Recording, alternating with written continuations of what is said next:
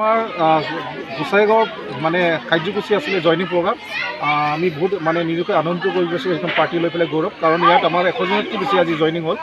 কাৰণ আমি আশা কৰোঁ সেইখন পাৰ্টি কোকৰাঝাৰ ডিষ্ট্ৰিক্টত বহুত আমি কাম কৰি আছোঁ আৰু নিশ্চয় আমি আগবাঢ়ি যাম সেইখন পাৰ্টি লৈ পেলাই। আৰু আগৰ দিনত মই আমাৰ MP ইলেকশ্যনত ইয়াত আমি 5 নং লোকসভাৰ ইয়াত 100% ইয়াত প্ৰতিনিধি হ'ব UPPৰ লগত, আৰু BPF থাৰ্ড পাৰ্টি থাকিব। এইটো আমি আজি কৰিলোঁ, কাৰণ আমাৰ পাৰ্টি ইয়াত যেনেকুৱা আমাৰ পাৰ্টিৰ নেতৃত্বত 100% চিয়'ৰ আগন্তুক দিনত ইয়াৰ MP ইয়াত জিকি যাব, ওলাই যাব যিহেতু কোকৰাঝাৰ 5 নং লোকসভাৰ পৰা।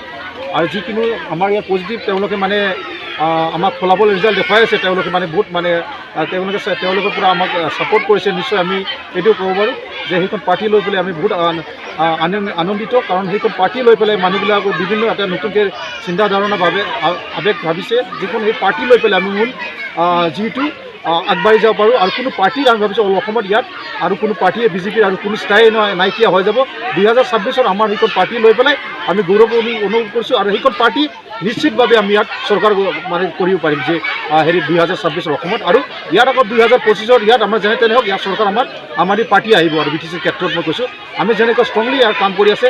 আজি বহুত মানে আমি বহুতকেইটা জইনিং কৰিলোঁ বিভিন্ন ঠাইত কৰি পেলাই, চিৰাং, কোকৰাঝাৰ, বাক্সা, ওদালগুৰি, যেনেকৈ আমি সেইখন পাৰ্টি লৈ পেলাই যেনেকৈ মানুহবিলাক এটা মানে নতুন এটা চিন্তাধাৰণা ভাৱনা যিহেতু অৰবিন্দ কেজৰিৱালৰ নেতৃত্বত বহুত মানে এটা ভাল কাম কৰি পাইছে। আমি আশা কৰোঁ যে সেই চব BJP ভ্ৰষ্টাচাৰ স্বৈৰাচাৰী সেইখন পাৰ্টি কেতিয়াও ইয়াত অসমৰ মানুহ সহ্য কৰিব নোৱাৰে। আৰু ইয়াত 2024 হ'বলগীয়া নিৰ্বাচনত আমি যেনে তেনে হওক ইয়াৰ পৰা আমি বিদায় দিম পূৰা অল ইণ্ডিয়াৰ পৰা।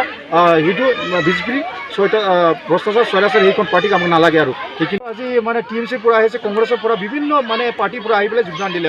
আৰু দতমাৰ পৰা 6-7জনমান বড়ো ল'ৰা সেইকেইটাও যোগদান দিলে। আমাৰ জনগোষ্ঠীৰ পৰা তেওঁলোকৰ কিছুমান BPP ল'ৰা আহিছে, সেইকেইটাও বহুত মানে অলৰেডি জইনিং হৈ গ'ল। আৰু আজি কিমান মানুহ জইনিং কৰিলে?